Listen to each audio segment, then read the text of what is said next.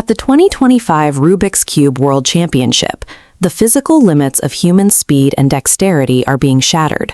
Just 2 years ago, a 5.3-second average was enough to win the world title. For the masters of the sport, a 6-second solve was the benchmark for world-class performance. In 2025, that benchmark is completely gone. A 6-second average is now mathematically insufficient to reach the podium, a shift that has eliminated legacy champions like Max Park from contention. This pressure is coming from a new demographic. A cohort of children, some between the ages of 7 and 11, are now consistently outperforming the veteran field. These children are achieving these times by changing the way the puzzle is processed and solved, moving away from the physical techniques that defined the previous decade of cubing. On the competition floor, the pressure is immense. The tournament format turns physical speed into an exercise in high-stakes risk management. The WCA uses an average of 5 system. Competitors solve 5 times. Officials discard the fastest and slowest results, averaging the middle 3. A competitor can survive 1 mistake, but a second failure forces a high number into the counting average, instantly ending their run. Maintaining this precision is a physical struggle. Under the stress of the timer, competitors face mechanical cube lockups and even bleeding fingers while trying to shave milliseconds off their turns. The format makes the World Championship a game of consistency. In this environment, a single stumble dictates who reaches the podium and who is eliminated. This raises a question of physics.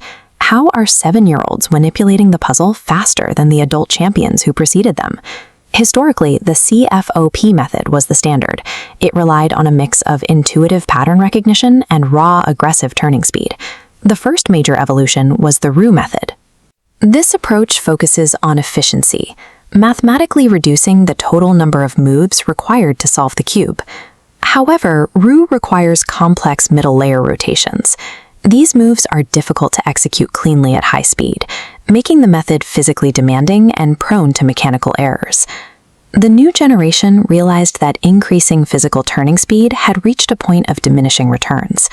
To go faster, they needed to change their logical approach. The dominant strategy in the 2025 finals is the ZB method, utilized by young prodigies like 7-year-old Xian. The ZB method allows a solver to bypass entire stages of the traditional process. It uses specific, pre-planned movement sequences to solve the final layers of the cube in one motion. This requires massive cognitive effort. These children have memorized hundreds of complex algorithms, allowing them to function like high-speed processors rather than traditional athletes. By prioritizing robotic memory over physical intuition, these preteens have pushed past the 5-second barrier and changed the competitive landscape of the sport. The tournament culminates in a final matchup between 2 preteen prodigies, Shuang Yigang and 11-year-old Yiheng Wang. Shuang starts with an aggressive offensive, recording a 4.2-second solve, followed by a 3.95. These times represent the current limit of what is humanly possible. This puts Yiheng in a precarious position. Because of the WCA math, a previous 5.45-second solve means his potential average is dangerously high. To win, Yiheng must produce back-to-back solves in the low 4-second range. He has no room for a single mechanical catch or a slow recognition. Under immense pressure, Yiheng delivers. He locks in consecutive low 4-second times, finishing with a 3.94 to take the championship by 1/100th of a second. The 2025 championship shows that cubing has moved past the era of manual dexterity. Success now depends on the speed of algorithmic recall, a field currently led by a new generation of child prodigies.